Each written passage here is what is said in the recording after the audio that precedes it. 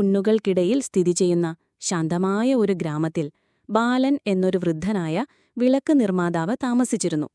അദ്ദേഹത്തിന്റെ കട ഗ്ലാസ്, കടലാസ്, തിളങ്ങുന്ന ചിരട്ട എന്നിവ കൊണ്ടുള്ള വിളക്കുകളാൽ നിറഞ്ഞിരുന്നു. എന്നാൽ കാലം മാറിയിരുന്നു. ആരും അവയൊന്നും വാങ്ങിയിരുന്നില്ല. എല്ലാ വീടുകളിലും വൈദ്യുത വിളക്കുകൾ സ്ഥാനം പിടിച്ചു. ഒരു മഴയുള്ള വൈകുന്നേരം കുന്നുകളിൽ ഇടിമുഴങ്ങുമ്പോൾ ബാലൻ ഒരു പിച്ചള വിളക്ക് മിനുക്കുകയായിരുന്നു. വാതിലിലൊരു മുട്ട് കേട്ടു.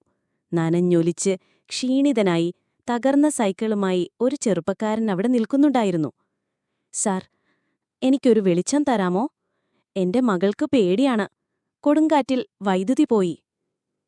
ബാലൻ പുഞ്ചിരിച്ചു. അദ്ദേഹത്തിന്റെ കണ്ണുകളിൽ വാത്സല്യം നിറഞ്ഞിരുന്നു. കൊത്തിയെടുത്ത പക്ഷിപ്പിടിയുള്ള ഒരു ചെറിയ വിളക്ക് അദ്ദേഹം കൈമാറി.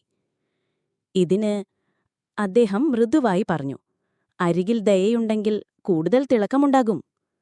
ആ മനുഷ്യൻ തലയാട്ടി. കയ്യിൽ വിളക്കുമായി അതിന്റെ ഊഷ്മളമായ വെളിച്ചം മഴയിലേക്ക് മാഞ്ഞു പോകുമ്പോൾ മിന്നിമറയുന്നുണ്ടായിരുന്നു. ആഴ്ചകൾക്ക് ശേഷം ബാലൻ മറ്റൊരു മുട്ടുകേട്ടു. ഇത്തവണ ആ മനുഷ്യൻ തിരിച്ചെത്തിയിരുന്നു. അവന്റെ പിന്നിൽ നിരവധി ഗ്രാമവാസികൾ, ചെറുപ്പക്കാരും പ്രായമായവരും, ജിജ്ഞാസയും ആകാംക്ഷയും നിറഞ്ഞവരായി നിന്നിരുന്നു. "ഞങ്ങൾക്ക് പഠിക്കണം," ആ മനുഷ്യൻ പറഞ്ഞു.